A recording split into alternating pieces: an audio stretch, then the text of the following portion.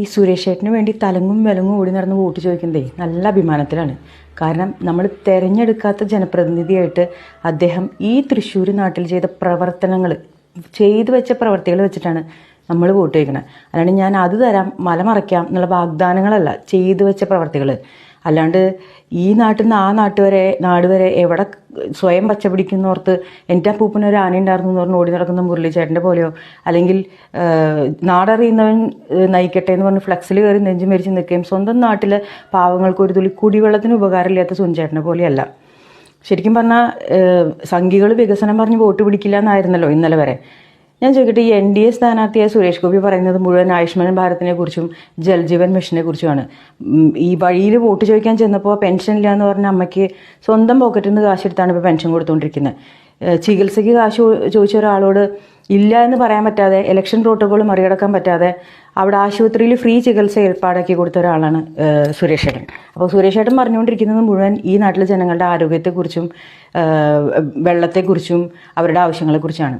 ഈ പുരോഗമനം പറയും അല്ലെങ്കിൽ വികസനം പറയും എന്ന് പറഞ്ഞ സുനിച്ചേട്ടൻ ആകെ പറയുന്നത് 10 കൊല്ലം മുമ്പ് കൃഷിമന്ത്രി ആയിരിക്കുമ്പോൾ ഉണ്ടാക്കിയ കൊട്ടാരങ്ങളെക്കുറിച്ചാണ്. ആ കൊട്ടാരങ്ങളൊക്കെ കോടികൾ മുടക്കി അവിടെ അറിഞ്ഞു കിടക്കുന്നുണ്ടെന്നുള്ളത് ഈ സോഷ്യൽ മീഡിയ തന്നെയാണ് പൊട്ടിച്ചുകൊടുത്തത്.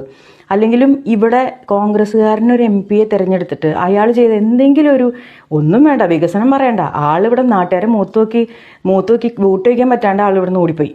ആ അനുഭവം നമ്മൾ കണ്ടതാണ്.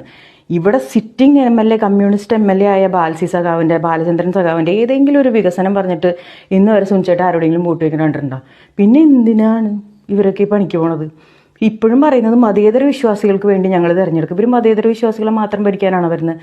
ശരിക്കും പറഞ്ഞാൽ ഇവിടെ മതേതര വിശ്വാസം സൂക്ഷിക്കുക എന്നുള്ളതിനേക്കാളും വലിയ ഉപരി മനുഷ്യന്മാരുടെ ജീവിതത്തിൽ അടിസ്ഥാന വികസനങ്ങൾ ഉണ്ടാക്കുക എന്നുള്ളതാണ് ഒരു ജനപ്രതിനിധിയുടെ കടമ എന്നാണ് നമ്മളൊക്കെ മനസ്സിലാക്കുന്നത്. അല്ലെങ്കിൽ തന്നെ ഈ തൃശ്ശൂർ പൂരം മതേതര ചടങ്ങുകൾ ഉൾപ്പെട്ടതാണ് എന്ന് ലൈവിട്ട് മെഴുകണുണ്ട് സുനിച്ചേട്ടൻ. ഈ തൃശ്ശൂർ ജനിച്ചുകളെന്ന് സുനിച്ചേട്ടൻ ഇതുവരെ മനസ്സിലായിട്ടില്ലേ? വടക്കുന്നാനും ഭഗവതിമാരും ചേർന്ന് നടത്തുന്ന ക്ഷേത്ര ആചാര ചടങ്ങുകളാണ് ഈ തൃശ്ശൂർ പൂരം എന്നുള്ളത്.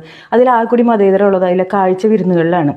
നാനാ ദേശജാതി മതക്കാരെ വിളിച്ച് സ്വന്തം മുറ്റത്ത് കാഴ്ച വിരുന്നൊരുക്കുന്ന, വടക്കുന്നാഥൻ കാഴ്ച വിരുന്നൊരുക്കുന്ന ഒരു ചടങ്ങാണ് ഈ തൃശ്ശൂർ പൂരം. മനസ്സിലായില്ലെങ്കിൽ പറഞ്ഞുതരാം. അപ്പം ഇടതില്ലെങ്കിൽ അല്ലെങ്കിൽ ഇടതുണ്ടെങ്കിലേ ഇന്ത്യയുള്ളൂ എന്നൊക്കെ പറയുന്ന മണ്ടത്തരം വിശ്വസിച്ച് ഇനിയും വോട്ട് കുത്താൻ പോണ ആൾക്കാരാവരുത് തൃശ്ശൂരുകാരെ. നമ്മൾ വോട്ട് കുത്തിയില്ലെങ്കിൽ ഇടത് ഇന്ത്യയിലില്ലാലാവുന്നു മാത്രമേ ഉള്ളൂ. അല്ലാണ്ട് ഇന്ത്യക്ക് യാതൊരു കുഴപ്പം വരില്ല. അതുകൊണ്ട് ആലോചിക്കുക അല്ലെങ്കിൽ അനുഭവിക്കുക.